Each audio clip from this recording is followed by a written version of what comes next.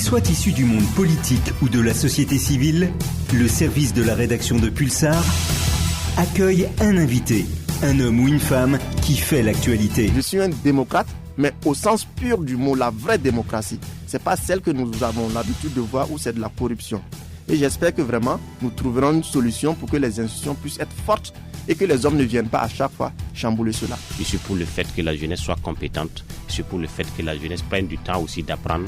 Je suis aussi pour le fait qu'on puisse démontrer qu'on mérite notre place parce qu'on peut faire aussi. Gros Plan, c'est aussi de l'interactivité avec la possibilité pour les auditeurs de Pulsar de poser directement leurs questions à l'invité du jour. Pour qu'on soit sincère dans ce débat, quand vous finissez vos enquêtes là, à qui vous remettez ces dossiers? Toujours les enquêtes en cours, mais jamais de résultats. Est-ce qu'il ne peut pas prendre une grande décision afin que l'autosuffisance alimentaire soit une réalité dans notre pays? Gros Plan, tous les samedis à 8h sur Pulsar 94.8 et en rediffusion les samedis à 17h. Salut à tous et toutes, bienvenue sur les ondes de Radio Pulsar, la 94.8. Je suis Lido Tierno, je me fais le plaisir de vous retrouver tous les samedis matins à partir de 8h pour commenter l'actualité à travers des invités en studio et un sujet. Ce matin, nous allons encore nous focaliser sur la question de la lutte contre le terrorisme à travers un volet précis. Vous savez que la semaine dernière, nous étions dans la région du Nord, plus précisément dans le Loroum, où nous avons parlé de cette question sous l'angle de cette mobilisation des jeunes étudiants en fin de cycle qui ont décidé d'aller dans cette zone et donner des cours aux élèves qui ne peuvent plus avoir ces cours compte tenu du fait qu'ils n'avaient plus d'enseignants. Donc nous avons parler de cette lutte contre le terrorisme sur ce volet. Ce matin, nous allons nous rendre dans la région de l'Est, dans la région de l'Est, pour encore parler d'une des dimensions de cette lutte contre le terrorisme. Il s'agit effectivement d'un projet intitulé « Sécurité humaine et accès à la justice » avec des invités qui sont en studio avec moi ici. Il s'agit de Abdul Wahab Semdé et d'Abel Kafando. Avec ces deux, nous parlerons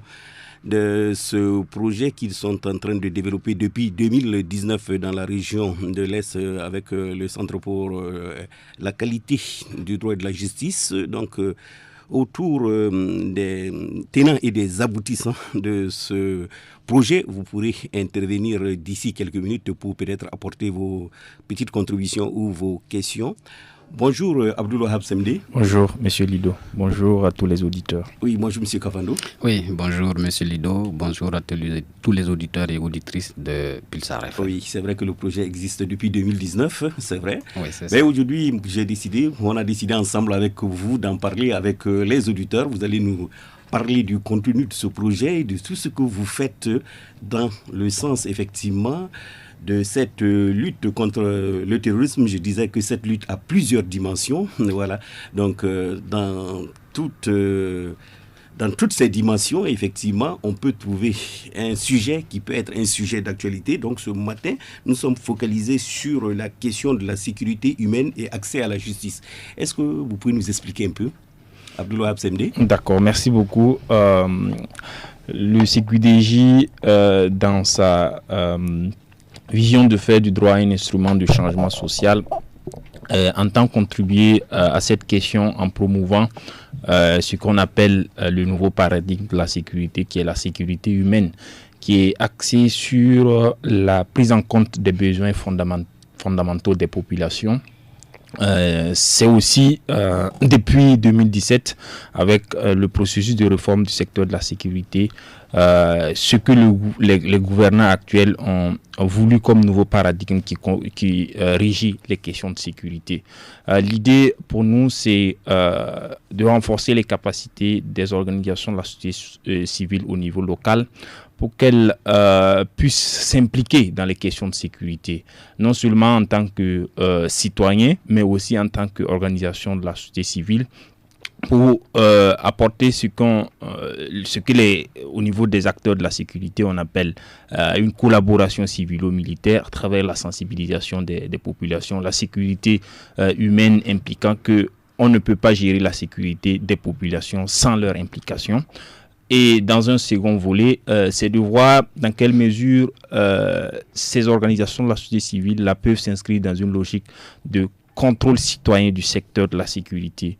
L'idée étant que ces organisations jouent un rôle de veille citoyenne où il faudrait voir dans la riposte contre l'insécurité, est-ce qu'il n'y a pas, entre guillemets, un certain nombre de dérives qui peuvent paradoxalement contribuer à la radicalisation de certaines personnes. Donc, la question telle que posée ainsi permet à nos organisations de la société civile de voir dans quelle mesure elles peuvent accompagner les personnes qui se disent victimes d'abus et tout, en leur disant voilà les procédures, voilà les institutions mises en place par l'État pour qu'en cas d'abus, vous puissiez exercer des voies de recours et non pas prendre la voie de la vengeance et paradoxalement rejoindre les gens d'en face. Donc voilà un peu l'idée du projet. Et elle s'inscrit donc dans cette logique de sécurité humaine, mais aussi dans son approche, c'est de pouvoir impliquer les organisations de la société civile dans le contrôle citoyen du secteur de la sécurité, c'est-à-dire s'assurer que la riposte s'inscrit dans les règles de l'art et qu'elle ne fait pas plus de victimes qu'elle tente de sauver les populations. Oui, donc si on vous comprend bien, le rôle effectivement de ce projet, c'est de capaciter effectivement les organisations de la société civile de la zone de l'Est pour que ces derniers puissent faire un monitoring, je pense, des droits humains au niveau de la région de l'Est. Oui. Alors, dites-moi, vous avez combien de personnes, par exemple, que vous formez dans ce sens? Oui, on a à l'heure actuelle 15 points focaux. Oui. On les appelle points focaux parce que le rapport avec nous est très fort, parce que nous n'inscrivons pas notre accompagnement dans le simple fait de les former, mais c'est une formation continue où on est vraiment en relation de façon continue, où nous essayons de leur dérouler un certain nombre de modules en lien avec comment il faut faire le contrôle, comment il faut accompagner les victimes, comment ils peuvent influencer aussi les décisions au niveau local qui ont un lien avec la sécurité. Donc, en gros, après, ce sont des acteurs qui reçoivent des financements, des soutiens techniques et financiers pour la mise en œuvre d'activités de mobilisation sociale pour que les populations aussi soient embarquées dans ce contrôle citoyen et dans leur implication dans les questions de sécurité, pour qu'à terme les gens ne se disent pas les questions de sécurité c'est pour les forces de défense et de sécurité. Mais non, les questions de sécurité, c'est pour toutes les populations. Oui, effectivement, nous parlerons de cette interaction que vous avez avec les forces de défense et de sécurité, ainsi que, effectivement, le rôle que jouent ces organisations de la société civile sur le terrain. C'est vrai que je voulais vous laisser parler un peu, mais bon, les auditeurs appellent. On va prendre un pour voir ce qu'il a envie de vous dire. Et ensuite, je reviendrai à vous pour d'autres questions. Allô, bonjour, vous êtes sur Radio Pulsar. Bonjour, monsieur le Tierno. Oui, bonjour, monsieur Daouda Sawadgo. Bonjour, monsieur les invités. Bonjour. Merci. Je suis très content de l'œuvre que vous abattez au Burkina Faso ici. Merci. Mais au vu déjà de ce que j'ai entendu, la seule chose que je voudrais savoir, vous savez que c'est une guerre très sale. C'est une guerre traite, une guerre où l'ennemi n'a pas de code, il n'a rien comme code. De telle sorte que les forces de défense et de sécurité en face aussi, c'est difficile. Je veux bien respecter les règles des droits de l'homme. Vous êtes face à un ennemi qui n'a pas de code, qui s'habille même en civil, qui se mélange au civil et qui peut vous surprendre et tirer sur vous. Dans pareil cas, vous faites comment? Donc je dis que c'est un peu très difficile de ce côté. Si votre travail est noble, l'interaction entre les forces de défense et de sécurité et les droits de l'homme, c'est très très bien. Mais maintenant, comme c'est une guerre sale, comme on le dit, comment vous allez faire en tant que civil, vous êtes des civils, si je ne me trompe pas, vous allez être au cœur de l'action avec les FDS, avec les populations, pour essayer de voir combien ce sont les FDS que vous allez sensibiliser, ou alors que vous allez sensibiliser les groupes armés terroristes, ou alors je ne sais pas. Donc je voudrais bien des positions par rapport à ça et merci, bonne journée. Merci à vous Daouda Sawargo. Vous avez bien entendu Abel Kafando et Kiemde. CMD plutôt que Daouda Samadogo pose cette question sur l'interaction que vous avez avec les forces de défense et de sécurité sur le terrain. Voilà, effectivement, on a très bien compris la question. Et comme il a dit, c'est une guerre très sale entre guillemets. Donc, cela pourrait expliquer la complexité de ce conflit que nous vivons donc, depuis un certain temps. Ici, notre approche, c'est d'amener effectivement les populations et les forces de défense et de sécurité à se parler régulièrement, à pouvoir se comprendre. Donc, que le citoyen ou encore le citoyen civil, voilà, donc puisse savoir que l'action donc des forces de défense et de sécurité, voilà, c'est pas uniquement comme Semdi le disait de l'apanage seul donc de ces FDS là, mais c'est pour que les deux parties puissent travailler régulièrement. Voilà, vous voyez que quand il parlait de l'ennemi qui est en nous. Mais toutes les fois qu'il n'y a pas cette collaboration entre les populations et les forces de défense et de sécurité, il est très difficile de le dénicher. Mais si on arrive à ce que les forces de défense et de sécurité, les populations travaillent de façon étroite, à chaque fois ils sont ensemble, ils se comprennent. Donc la lutte devient encore plus facile. Donc c'est ça notre approche. Donc amener les populations et les forces de défense et de sécurité, voilà, à travailler ensemble et chacun puisse se dire que la lutte contre le terrorisme, c'est l'affaire de tout le monde et pas d'une seule partie. Voilà, donc CMD pourrait compléter. Oui, CMD, donc effectivement, il y a une interaction entre vous et les forces de défense et de sécurité. Oui, c'est exactement ce que mon collègue a donné comme approche, parce que l'idée que nous implémentons et nous incitons les organisations au niveau local à avoir, c'est d'impliquer même les forces de défense et de sécurité dans leurs activités de sensibilisation, de mobilisation. C'est de les mettre au devant pour que tout de suite au niveau des communautés, parfois on réfléchisse aux questions concrètes de sécurité, quelles sont les postures, les forces de défense et de sécurité contribuent aussi à sensibiliser les populations face à telle ou telle situation. Il faut avoir telle ou telle posture, sinon on va vous confondre à tel ou tel individu. C'est vraiment l'approche et on évite au maximum les incompréhensions avec ce qu'on entend. Dans ces circonstances-là, il est courant d'entendre que telle personne a été prise pour cible parce qu'elle n'a pas adopté telle posture de sécurité alors que les populations ne connaissent pas. Donc, c'est ça la double sensibilisation et des FDS et des populations et l'approche impliquant une synergie se tisse comme ça. Oui, alors c'est vrai que vous déroulez ce projet depuis 2019, ça fait déjà à peu près près de 4 ans. Alors juste si on fait peut-être des évaluations périodiques, quel est effectivement le ressenti peut-être des populations sur le travail que vous faites et même des FDS aussi? Oui, c'est vraiment une très très bonne question parce que le projet a une dimension à la fois locale au niveau de la région du Sahel et de l'Est plutôt, mais une dimension nationale où nous avons produit au niveau de la dimension nationale un certain nombre d'études sur la question qui font des propositions concrètes au nombre desquelles on a un policy brief sur comment la société civile peut s'impliquer de façon conséquente dans la question de la sécurité. Et là, on a partagé avec les autres organisations de la société civile qui s'intéressent à ces questions. Et le retour, c'est vraiment du positif parce que ça influence, ça permet à d'autres d'avoir telle ou telle posture que d'autres organisations qu'elles n'avaient pas. Et au niveau national surtout, nous avons tissé un certain nombre de relations avec la CNDH qui nous permettent de reverser un certain nombre de cas qui font l'objet de traitement. Mais au niveau local, l'impact est beaucoup plus perceptible parce que la collaboration avec entre les organisations de la société civile et les forces de défense et de sécurité, alors on connaît le contexte.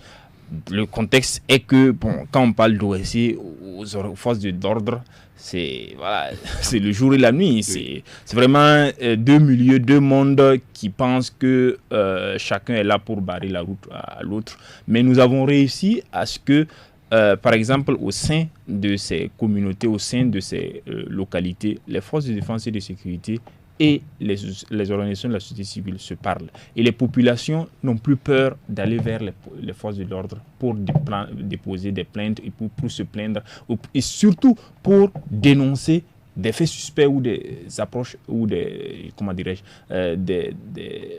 événements suspects qu'ils viendraient à observer.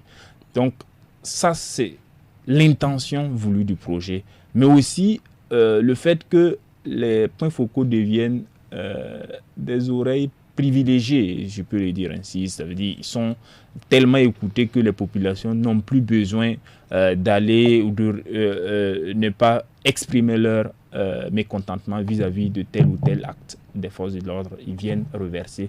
Et la relation privilégiée entre ces OSC et les forces de l'ordre, surtout la hiérarchie au niveau local, fait que certains problèmes sont résolus et très vite on retrouve la quiétude. Justement, on sait que si depuis 2019 vous êtes sur le terrain à côté des forces de défense et de sécurité et des populations et qu'on ne parle pas de petits problèmes entre vous, c'est que peut-être le travail que vous faites est bien compris par les uns et les autres. Alors dites-moi, vos points focaux qui sont sur le terrain, quelles sont généralement les difficultés que ces points focaux relèvent et puis vous relaient, si je peux le dire? Bon, vas-y. Ok, voilà, donc merci bien pour cette question. Et avant de continuer, c'est pour dire, au début donc de l'implémentation de cette initiative, oui.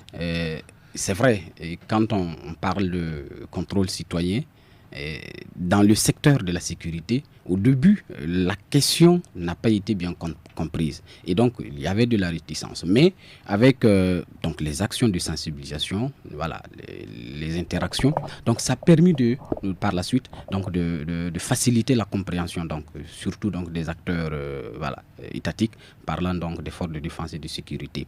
Voilà. Et pour revenir maintenant à la question, donc les difficultés que les points focaux rencontrent, et aujourd'hui, et comme vous le constatez, donc la situation sécuritaire, elle est toujours tendue.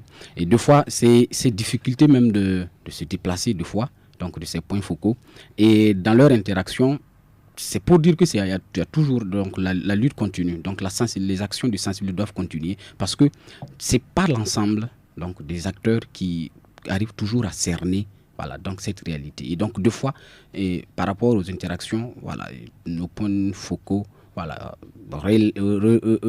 relatent voilà, des difficultés donc, liées à ces genres de ces collaborations-là. Et donc, je vais laisser Samedi qui va continuer. Pour ajouter très rapidement, c'est la principale difficulté est en lien avec la sécurité même de ces points focaux. C'est ça. Oui. Parce que tout de suite, leurs actions ne sont pas comprises de l'un des côtés ou de l'autre. Voilà. Nous avons constaté ça parce que certains font l'objet de menaces de diverses provenances, de diverses sources, et nous avons développé des modules de formation sur leur sécurité et comment préserver la sécurité des points focaux, comment préserver la sécurité des témoins et des victimes. Ça, c'est aussi des modules que nous avons développés. Nous leur avons aussi montré dans le cadre de ces sessions de formation-là des postures pratiques, comment ils doivent se comporter. Parce que, bon, aux yeux des forces de défense et de sécurité qui n'auraient pas compris leur travail, c'est comme si, bon, vous êtes là juste pour nous espionner et dénoncer des trucs. Voilà. Alors que ce n'est pas ça l'approche vraiment. Et aux yeux aussi des groupes armés, voilà, on va dire que ce sont les collaborateurs des FDS. Et là, ils sont exposés à ce genre de menaces et c'est vraiment quotidien. Mais le fait qu'ils soient vraiment dévoués et engagés permet de contourner ces difficultés. Oui, alors quand un point focal identifie un problème, quelle est la démarche que vous suivez? Lui, il a identifié le problème dans la zone où il se trouve. Quelle est la démarche que vous suivez? La solution privilégiée, elle est locale. Et la démarche, elle est implémentée par le point focal sur le terrain. Et elle consiste d'abord à faire ce que les juristes peuvent appeler un recours gracieux, c'est-à-dire voir la hiérarchie même des forces où le problème provient. Et parce qu'ils ont des relations privilégiées avec ces acteurs-là. Et poser le problème et discuter avec eux pour qu'une solution soit vite trouvée, pour qu'on puisse cesser ce que nous pouvons appeler les violations ou les abus. Ça, c'est la première approche. De l'autre côté, ce qui est clair, c'est que quand il y a de tels actes, les populations ont le droit de saisir la justice. Voilà, ou de saisir d'autres institutions comme les directions régionales des droits humains qui ont des centres d'écoute et d'orientation en matière de droits humains, ou saisir la justice pour se plaindre. Voilà. Et les points focaux aussi sont outillés dans cette matière pour que les populations puissent bénéficier des orientations en matière de... C'est pour ça que dans ces milieux, les populations ne savent même pas c'est quoi la justice. Oui. Et n'en parlons pas, les procédures. Voilà, ils peuvent orienter les populations sur les procédures et les accompagner même à travers des formulaires et des canevas que nous leur avons donnés. Comment saisir la justice, comment déposer une plainte et voilà, comment suivre aussi le déroulement de la situation. Donc, voilà un peu l'approche qui est implémentée lorsqu'il y a des incidents. Oui, alors c'est vrai que vous leur donnez des conseils. Est-ce que vous les aidez également? Parce qu'effectivement, saisir déjà la justice, il faut des moyens. Est-ce que vous avez des possibilités de les aider dans ce sens? Ou bien simplement ce sont des conseils que vous leur donnez et vous leur dites de saisir telle ou telle structure? Oui, ça implique une certaine aide. Je vous ai parlé de soutien financier et technique pour la mise en œuvre d'activités de mobilisation, de sensibilisation, de mobilisation sociale. Le soutien est essentiellement là-bas, donc en amont du traitement judiciaire de la question. Vous savez que, hormis les questions de frais de procédure, la justice est en principe gratuite, mais il y a des frais. Voilà. Et l'idée est que on fasse en sorte que on puisse conseiller les personnes vers d'autres procédures qui permettent de contourner ces obstacles financiers-là. Je rappelle qu'au sein de l'État, il y a ce qu'on appelle le fonds d'assistance judiciaire qui est réservé aux personnes vulnérables ou indigentes. L'idée étant que ces personnes-là ne puissant pas plutôt avoir des ressources pour continuer les procédures judiciaires, que l'État leur donne un certain nombre de ressources qui leur permettent d'avoir des avocats pour continuer les procédures. Donc l'orientation est vers ça aussi, étant entendu que nous ne pouvons pas tout faire. Nous travaillons donc avec les autres mécanismes disponibles. Je sais pas si voilà, avant que Abel ne parle, si on peut faire une évaluation depuis 2019 jusqu'aujourd'hui, à peu près combien de cas vous avez eu à traiter, ou bien vos correspondants locaux, vos points focaux ont eu à faire remonter? Oui, on va dire une centaine. Voilà, ce sont des cas que nous avons documentés, qui sont en cours de traitement. Voilà. Mais c'est toute la diligence est mise pour que ces cas-là connaissent des aboutissements. Parce que comme nous l'avons dit, oui. Si les populations ne peuvent pas s'appuyer sur les mécanismes légaux, ils vont utiliser d'autres moyens. Et ça, ce sera dommage. Et voilà. Abel Kafando? Oui. Oui. Abel Kafando. Bon, ou bien, je pense que vous avez quelque chose à dire. Oui. Voilà, oui, bon. Donc, pour ajouter par rapport donc, aux différents cas que nous avons pu traiter, que nos points focaux ont identifiés et que, voilà, on a soumis aux mécanismes donc, qui existent voilà, en la matière. Et c'est une centaine. Voilà. Et il y a eu des cas qui ont trouvé des issues favorables. Voilà. Naturellement, il y a certains cas aussi qui n'ont pas pu trouver d'issue favorable. Mais ce qu'on peut noter, c'est qu'il y a une satisfaction depuis que nous sommes là, mais le travail continue. Le travail continue. Le travail continue. Oui, ouais. Vous avez 15 points focaux. Exactement. Ils sont répartis sur toute l'étendue de cette région de l'Est ou bien ils sont uniquement à Fadangourma? Non. Donc ces points focaux sont répartis dans toute la région de l'Est. Donc oui. 15 points focaux en raison de 3 par province. 3 par province. Par province. Oui. Et donc ce sont des leaders d'organisation, donc de la société civile et dans ces provinces-là qui ont une base bien assise et qui travaillent voilà, avec ces bases-là. Et ce qui facilite d'ailleurs la sensibilisation, ça permet de toucher un maximum donc, de personnes. Oui. Alors, SMD, c'est vrai que c'est très difficile aujourd'hui. C'est vrai, nous sommes dans un contexte de lutte contre le terrorisme. Quand on veut parler, par exemple, des droits de l'homme, ça devient difficile. Mais vous, c'est une mission. Vous dites non, il faudra en parler, il faudra discuter. Et vous dites que les relations entre vous et les FDS, les forces de défense et de sécurité, déjà se passent bien sur le terrain. Parce que vous leur expliquez de façon honnête quelle est votre mission. Et vous dites que, d'ailleurs, ils approuvent ce que vous faites. Oui, en fait, il faut en parler. Oui. Il faut en parler parce que contrairement à la vision que d'aucuns pensent majoritaire, qui est de bannir les questions de droits humains ou bien les mettre de côté et après on verra. C'est un élément, la prise en compte de ces questions, c'est un élément stratégique dans cette guerre. Parce que, bon, on voit, même le président en a parlé, le plus souvent, certaines organisations ou groupes terroristes utilisent des moyens, des mécanismes perfides où ils se font passer pour des FDS et commettent des exactions. Mais quelle est l'intention derrière? L'intention, c'est que l'image des FDS soit salie et que finalement, ils aient plus d'adhérents. C'est exactement l'approche. Donc, si les FDS n'intègrent pas cette question des droits humains, c'est la voie vraiment privilégiée pour ces groupes armés d'avoir plus d'adhérents dans leur rang. Donc, c'est le fondement de cette approche. Pourquoi il faut vraiment en parler? Et en la matière, on a plusieurs questions, plusieurs préoccupations que les populations. J'écoutais une émission hier où les gens se rappelaient où en est-on avec la question de karma, où en est-on avec d'autres questions emblématiques de droits humains qui a mis en cause les droits humains. Les droits humains. Voilà. D'accord. Il semblait qu'il y a un auditeur qui est positionné depuis un bout de temps pour ne pas regarder trop à la tête. Oui. On va l'écouter. Allô? Allô, rebonjour, monsieur Louis de Thierry. Rebonjour, monsieur Sawargo. Vraiment, je tiens à remercier toute l'équipe qui est là-bas. Merci. Pour leur tâche très noble, parce qu'effectivement, la problématique est là. Dans une même cour, ou dans un même village, vous pouvez avoir des gens qui sont là, ils vivent ensemble, et d'autres sont terroristes. La nuit, ils sont terroristes, le jour, c'est des citoyens ordinaires. Donc, on ne peut pas faire le tri entre le bon grain et l'ivraie. Effectivement, c'est très complexe.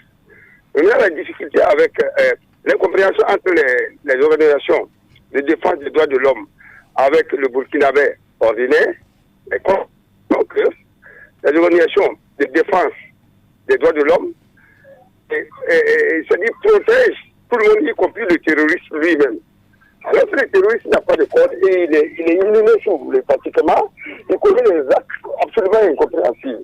Maintenant, pour terminer, je dirais tout simplement que, effectivement, comme l'a dit notre frère,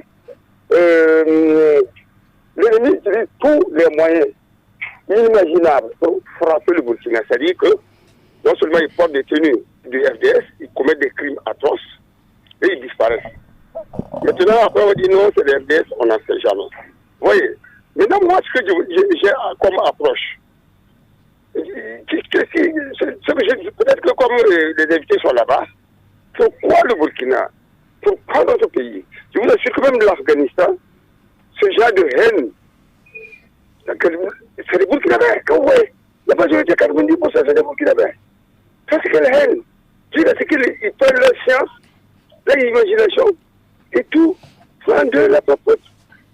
C'est quoi? Maintenant, moi, je dis, cher monsieur, vous, monsieur le lieutenant, moi, je ne suis pas d'accord avec la thèse qu'on a les FDS, on meurtrit les villages, ils veulent se venger, c'est faux. Parce que la plupart de tous ceux qui nous attaquent, c'est des bœufs, ils viennent voler, ils tuent, ramassent et les voitures, le matériel, c'est devenu comme un business. C'est beaucoup plus qu'un business que du terrorisme. C'est les gens qui tuent, on a vu les images des drones là où c'était des milliers de bœufs qui transportaient ça, ce n'est pas c'est pas ces gens qui veulent venger leur village ou bien leurs parents qui tuent, c'est loin d'être ça. C'est devenu du terrorisme, du banditisme, c'est la mafia et organisationnelle. Si on dit non, ce sont des villages qui ont été maîtrisés, ce sont des populations qui veulent se venger parce que les FDS, les gens font du mal, c'est faux, c'est faux. Nous, on a vécu au Burkina Faso ici, on n'a jamais vu les FDS faire du mal à quelqu'un comme ça, impunément. Non. C'est le grand banditisme qui a profité du manteau de djihadisme là pour piller les populations. Ils ont habillé le grand banditisme de djihadisme. Ils ont dit non, ce sont les FDS, si ils ont fait du mal et ils veulent se venger. C'est faux. Je vous assure, c'est mineur. Les FDS ont fait du mal à qui? On a tous vécu contre la police, la gendarmerie, ils n'ont jamais aussi injuste qu'on le passe. C'est du grand banditisme. Il faut qu'on traite ça comme des grands bandits qui ont gagné un pays qui était faible et capable de se défendre, qui sont venus tuer, voler, prendre des bœufs, puis ramasser les matériels par terre, tout pour les vendre. Voilà, merci beaucoup, bonne journée. Merci Daouda Sawadougo. Alors, c'est vrai que Daouda Sawadougo vous pose cette question. Comment impulser effectivement une action sécuritaire mieux maîtrisée et plus respectueuse des droits humains sans qu'on pense que vous protégez, par exemple, les terroristes? Oui, voici une question pertinente, mais en même temps complexe. Mais c'est comme on l'a dit, et au regard de la complexité de la crise, et comme lui-même donc il tente d'expliquer, et le mieux pour nous, comme on le dit, c'est vraiment travailler à ce que les parties prenantes, ici quand je parle de parties prenantes, donc les forces de défense et de sécurité, oui, et les populations, donc que ces parties-là soient toujours ensemble. Ensemble, oui. Travaillent toujours ensemble, puissent se comprendre. Voilà, que toutes les actions donc, qui seront menées sur le terrain, que le citoyen civil, moi je l'appelle comme ça, voilà, soit rassuré que non, ça c'est pour ma sécurité. Donc, et vice-versa. Donc que le citoyen aussi ne fasse pas en sorte que et ne compromet pas à travers sa façon de faire, sa manière de voir les choses, compromet l'efficacité donc du travail des FDS sur le terrain. D'accord. Il y a un auditeur qui est positionné. Avant peut-être que... Oui, oui, je vais réagir très rapidement à ce que le doyen a dit. Attendez, vous allez réagir tout de suite, okay. Mais on va écouter cet auditeur pour ne pas le garder au téléphone. Okay. Allô? Oui, bonjour, monsieur Lido. Oui, bonjour, monsieur Tony. Oui, c'est monsieur Tony. Vous nous appelez de Saba. Oui, bonjour aux invités. Bonjour. Ok, bon, je les ai écoutés, vraiment, je les remercie, mais je suis absolument d'accord. Il a presque tout inquiétude dans cette guerre-là. Moi, je suis du Nakala. Quand vous prenez ma région, bon, il y a un village qui est à 15 km de Thomas. Mais ils m'attendent de quitter le village. Donc, le lendemain, ils ont quitté. Ma petite soeur est mariée dans ce village-là. Quand ils ont commencé à quitter, le surlendemain, ma soeur est partie pour ramasser. Les FDS sont arrivés. Ils ne devaient pas quitter. Tous ceux qui ont quitté des revenus. Les gars sont revenus. Mais les FDS, ils ont fait presque une semaine. Ils n'étaient pas en nombre, je crois, 5-6 personnes. Et qu'ils sont le lendemain, les gars sont venus dire, quand on les a dit des partis, donc ça veut dire qu'il y a des top parmi la population elle-même qui informent les gens des déplacements des FDS et comment ils viennent ici. Comment se fait que les gars vont partir net de l'école et que vous, l'endemain, vous revenez sur place, vous les dites de quitter. Donc, bon, c'est ça qui rend la lutte difficile. Et j'ai écouté la dernière fois Isaka Ouedraogo qui disait que quand il était au front, ils ont croyé des femmes, puis des charrettes. On les a demandé où elles partent. Elle dit qu'elles partent dans l'autre village, qu'il y a un marché. On dit, mais le village, nous, on vient de là-bas, il n'y a personne. C'est quel marché où passer faire? Ils ont fouillé. C'est des villes qui passaient livrées aux terroristes. Bon, moi, je crois qu'à un moment donné, là, je crois qu'il faut revenir à la peine de mort au Burkina Faso. Parce que même ceux qu'on voit, vous savez que le terroriste est en train d'enduire des gens. Et s'il y a des gens qui vont se permettre de prendre du carburant, aller vendre à ces terroristes-là, eux-mêmes, ils deviennent quoi? Il faut ramener la peine de mort au Burkina Faso, à la place de la nation. On les pend. Quand ces gens-là, il faut les prendre devant le public. Là, ça va donner des leçons à beaucoup de personnes. Regardez les velléités de coup d'État. On est en train de s'en sortir dans un trou où le président actuellement, à 99%, si vous le permettez, la population est d'accord avec lui. Parce que tout ce que nous on demandait, il a fait. Il écoute la population. C'est déjà le président qu'on a besoin dans ce pays-là. Mais je ne peux pas comprendre qu'il y a des gens dans tout cela, ils voient que ce n'est pas normal, il faut un coup d'État. Ça répond à quel besoin? Donc franchement dit, on a un seul qui est le Burkina Faso. Tant que nous n'allons pas nous donner la main pour gérer ce problème-là, nos enfants vont souffrir dans l'avenir.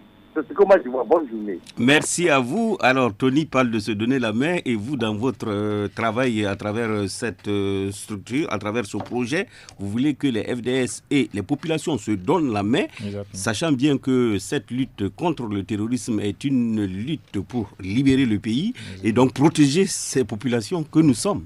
Oui. Exactement, c'est ça vraiment l'approche. Ça me permet de faire le lien avec l'intervention de M. Sawadgo. Qui pensait que les frustrations des populations, les questions de vengeance ne sont pas essentielles dans l'engagement. Si je dois paraphraser l'ancien ministre, je ne sais plus s'il était de la réconciliation nationale, Yero Boli. Oui, de la réconciliation nationale. Il a posé le diagnostic et il y a une complexité de causes qui envoient cela, et parmi lesquelles il y a l'engagement relatif à la vengeance. Moi personnellement aussi, je fais une recherche sur la question et ça ressort. Maintenant, on ne sait pas, on peut discuter sur le poids de ce facteur, mais il est quand même là.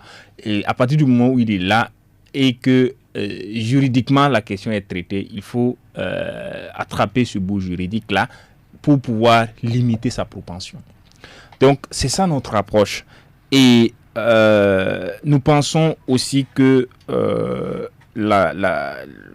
c'est une vision, quand monsieur le dernier auditeur parle de revenir avec la peine de mort. Voilà, c'est une vision. Foncièrement, en tant que défenseur des droits humains, on peut le dire, la peine de mort ne résout pas forcément les problèmes d'insécurité, parce que face au phénomène d'insécurité ou de terrorisme, il faut avoir une approche qui ne vous prive pas de vos propres valeurs, parce que c'est ça l'objectif des terroristes, nous amener à dénier nos valeurs humaines, nos valeurs humaines de façon générale, et adopter des postures entre guillemets de sauvagerie. Bon, je pèse un peu mes mots, mais c'est ce qu'ils montrent comme posture. Oui, les terroristes, eux, ils vont d'abord pour mourir. Donc, est-ce que les terroristes ont peur de la peine de mort? Ça, c'est... Mais peut-être que, dans ce qu'il a dit, est-ce que... Aujourd'hui, je pense que ce que fait le projet et ce que font tous les Burkinabés, c'est de travailler peut-être, d'abord dans cette même sensibilisation, à retirer les personnes qui s'engagent dans cette aventure, peut-être en leur expliquant, parce que ce sont nos propres populations qui sont dans cette mésaventure, ce sont nos propres populations. Exactement. Voilà. Donc, travailler peut-être à retirer les gens de cette mésaventure, travailler à ce que des gens ne se radicalisent pas, comme il venait de le souligner, certains avancent plusieurs motifs. Exactement. Peut-être travailler à ce que ces motifs ne soient plus une raison. Donc là, les uns et les autres vont être dans leur cocon et n'iront pas. Parce que souvent, on dit que le terrorisme même est souvent encouragé par nous, nos propres comportements. Exactement. Voilà, parce qu'on a vu les différents présidents de ce pays parler, par exemple, de la question de la stigmatisation. Évitons la stigmatisation. Évitons, effectivement, parce que si une personne est réellement innocente et on l'accuse de certaines choses, alors que c'est la République qui doit protéger cette personne et la République ne la protège pas à travers nous, nos comportements, parce que nous la mettons de côté, elle risque facilement de se faire récupérer par les groupes terroristes. Exactement. Hier, nous avons organisé ce qu'on appelait un café débat. Samedi, il y a un auditeur positionné, je pense. Oui, allô? Bonjour, merci de je reviens exceptionnellement, sincèrement c'est exceptionnel. Je voulais que vous m'accordez ça. Oui. Bon, la proportion de ceux qui ont pris les armes pour se venger des FDS qui ont commis des exactions sur eux là, elle est minime. Je vous dis pourquoi. Vous croyez qu'au Togo, au Bénin, au Ghana, en Côte d'Ivoire, il n'y a pas des FDS n'ont pas commis des injustices sur les gens. On a pris sa pièce d'identité, sa moto ou sa voiture, on a dit de donner 5 000 francs, ça a reçu tout ça. Ça existe dans tous les pays. Il faut rester au Burkina seulement que c'est 2 millions de déplacés. On peut dire 10 attaques par jour. Plus de 100 morts tous les mois.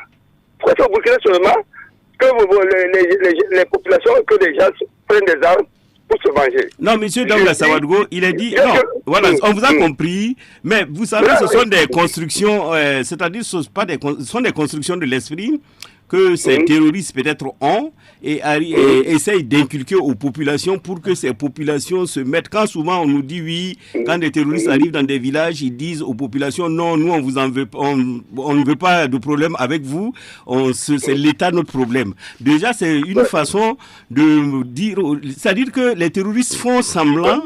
Ils construisent certaines choses et c'est ça nous devons travailler à déconstruire au niveau de nos populations. Oui, monsieur le Tierno. Oui. Pourquoi ça prend au Burkina seulement?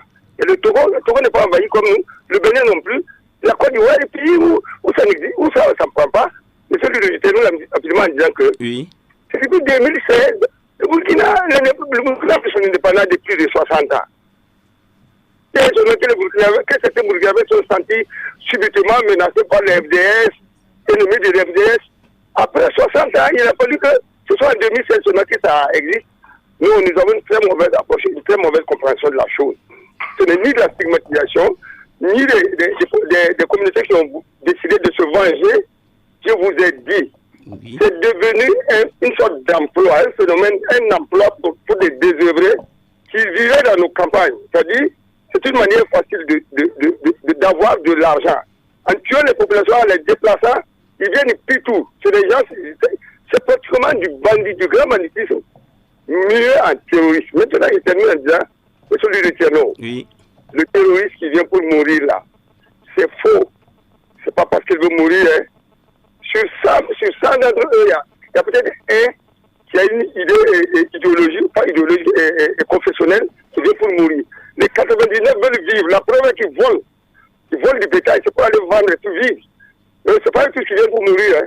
Merci beaucoup et bonne journée. Merci Daouda Sow. Non, parfaitement, on vous comprend. On vous dit tout simplement, c'est vrai que quand ces terroristes viennent dans nos villages et autres, ils essayent de donner des messages à nos populations. C'est ça, on doit travailler à déconstruire et ne pas permettre à nos populations d'accepter peut-être ces messages en leur expliquant effectivement à ces populations qu'elles n'ont leur intérêt que dans la République. Elles ne peuvent pas avoir effectivement un autre intérêt hors de la République. Oui, Samedi. Vous savez, moi, je partage pas du tout son avis. Je le dis tout de suite et maintenant.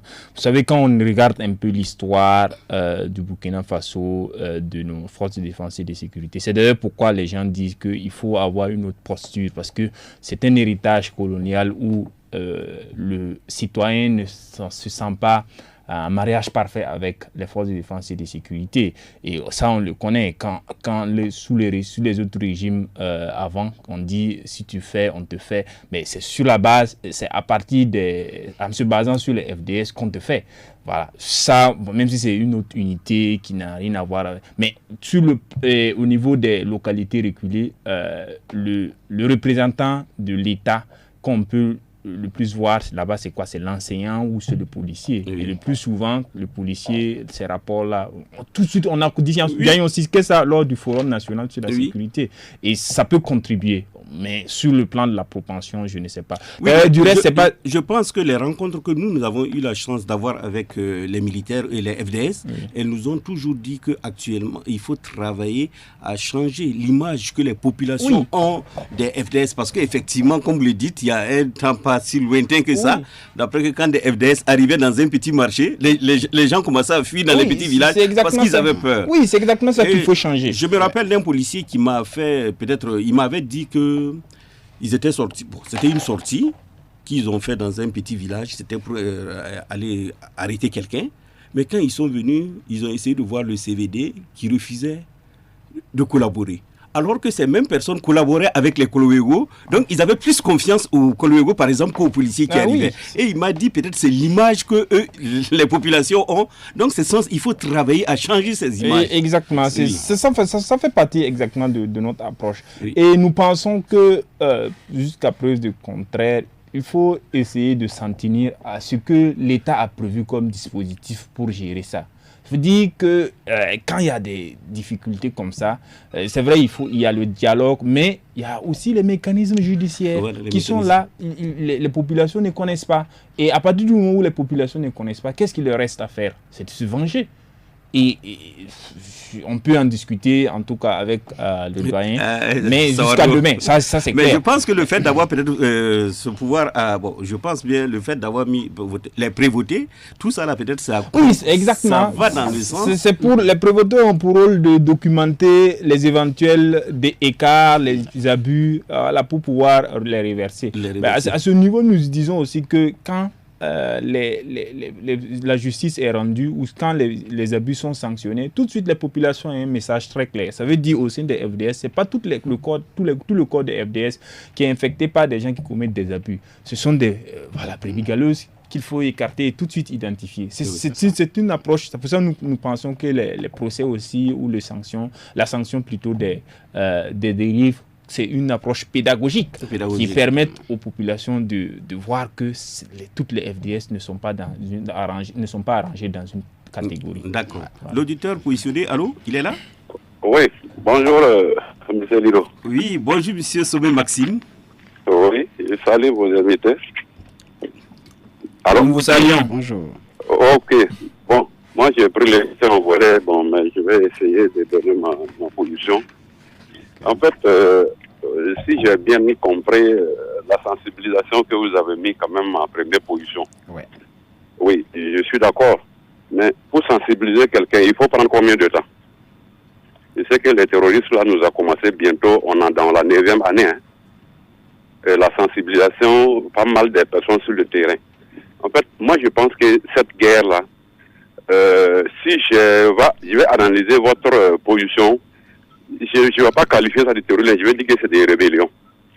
Voilà. Si c'est vrai, les gens viennent prendre des armes pour se venger. Et ils tuent les gens sans même revendiquer quelque chose. Voilà. Qu'est-ce qui a été fait et puis il veut se venger? Quand je prends tout le Burkina Faso, c'est quelle région qui a été vraiment... la population de cette région va dire que non, chez nous ça va. Je sais que partout il y a des problèmes. Voilà. Et quand vous prenez dans tous les pays, il y a toujours ces problèmes-là. Vous n'allez pas voir qu'ailleurs il y a du sudistes, il y a du nordistes. Ailleurs l'esclavage existe toujours en Afrique ici. Mais ce n'est pas le cas.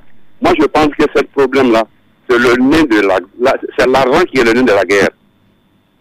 Secondo, c'est une nouvelle forme de recolonisation. Alors, Maxime oui. Sommet, ils ne sont pas venus ici pour expliquer les causes du terrorisme même, donc il faudra faire cette petite nuance. Au fait, c'est vrai, comme vous avez dit que vous avez pris l'émission en marche, je vous rappelle qu'ils ont mis en place un projet dans la région de l'Est, c'est depuis 2019, intitulé « Sécurité humaine et accès à la justice ». Et à travers les points focaux qu'ils ont et à travers le travail qu'ils font dans la région de l'Est, ils sont en contact permanent avec les forces de défense et de sécurité et les populations, en quelque sorte. Donc, il ne faut pas que vous pensiez qu'ils sont venus pour parler des causes du terrorisme. Non, ils ne sont pas venus parler des causes du terrorisme. Non, mais ça y va de l'ensemble. Quand vous sensibilisez quelqu'un pour collaborer avec les forces de l'ordre, il va vous dire pourquoi il a pris les armes. Et la personne va vous dire ça. Mais je pense qu'ils sont plus avec les populations et les FDS. Voilà, justement. Mais la population, quand vous allez parler, lui dire de collaborer avec vous, d'ailleurs, même comment vous définissez cette population que vous sensibilisez? Est-ce que ce n'est pas des pro-terroristes que vous sensibilisez? Bon, si on va aussi penser que tous les Burkinabés sont des pro-terroristes aussi, c'est compliqué. Parce que non, je n'ai pas dit tous les pro, mais il faut quand même avoir un diagnostic quand même. Vous savez, il y a eu, si je prends le cas de Simon Compaoré, où il était à Guibo, pour parler à des ressortissants de Guibo là. On a trouvé qu'il y avait des terroristes qui étaient dans la salle. Bon, vous savez, c'est vrai, il faut que je le dise avec vous, c'est un peu complexe, mais vous voyez par exemple la démarche de nos militaires, je me rappelle que dans les années, il y avait un chef d'état-major général des armées, ils étaient allés donner des vivres et des trucs aux populations de la région de l'Est. Et dans son explication, il disait, il faut que nous nous fassions comprendre par ces populations, parce que tout simplement, nous venons pour travailler pour ces populations, pour protéger ces populations. Même quand on interpelle quelqu'un, c'est vrai, quand nous, on va interpeller quelqu'un qui est suspecté de terrorisme, si on l'envoie par exemple quelque part, c'est essayer de mener des investigations. Si toutefois il n'est pas responsable de quelque chose, on le libère. Donc il faudra faire comprendre cette façon de faire aux populations. Donc c'est un travail qui est fait. Et eux par exemple aussi, dans ce qu'ils sont en train de faire, c'est une sensibilisation et permettre aux différentes entités qui font peut-être la même chose. Les FDS sont là pour protéger les populations, que les FDS sachent effectivement que elles sont là pour protéger les populations et que les populations aussi sachent que les FDS sont là pour les protéger. Et si déjà les FDS et les populations s'entendent déjà, c'est déjà une bonne chose, non?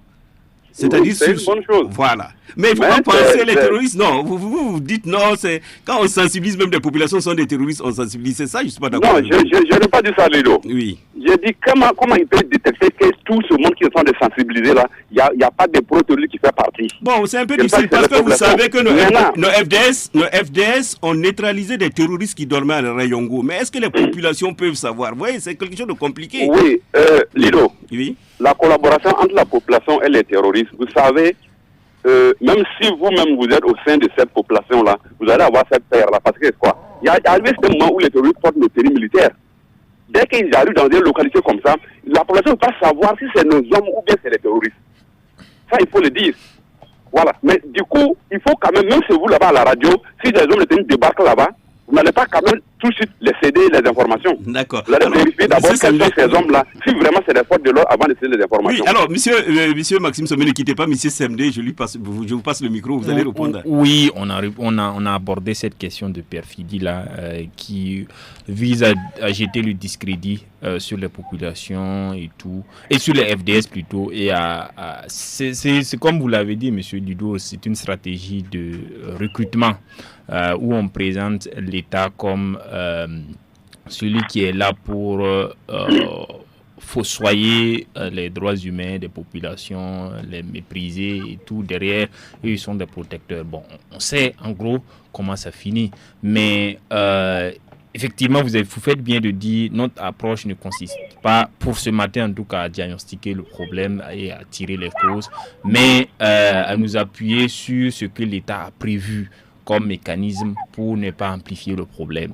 Et parmi ces mécanismes-là, c'est la question de la justice.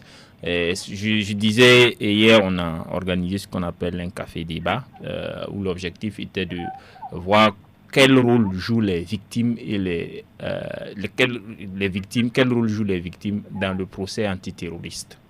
Voilà, l'idée est de faire en sorte que la justice puisse jouer un rôle énorme parce que bon, elle a des difficultés. On sait que depuis 2017, il y a ce qu'on appelle le pôle judiciaire spécialisé antiterroriste qui est mis en place pour assurer l'efficacité de la justice dans la lutte, dans le traitement des dossiers de terrorisme. Jusqu'à présent, il a beaucoup de difficultés et la preuve en est que on a au niveau de la prison de haute sécurité qui abrite l'essentiel des personnes suspectées de terrorisme, on a un nombre impressionnant, environ 1000 personnes qui sont en attente de jugement. D'accord. Et là, c'est un combat que nous menons. Ok, par exemple. J'espère que Maxime, on va écouter Maxime pour terminer. Maxime, vous êtes là? Oui. D'accord. Oui, je suis là. On vous écoute. Bon, moi, c'est que j'ai un peu travaillé dans le domaine de la sensibilisation au Burkina Faso.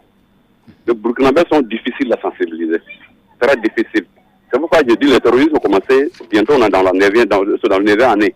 Mais dès qu'ils ont commencé la sensibilisation, il y a pas mal de gens qui sont allés sur le terrain pour les sensibilisations. Mais est-ce que ça a changé le comportement même des Burkinabés?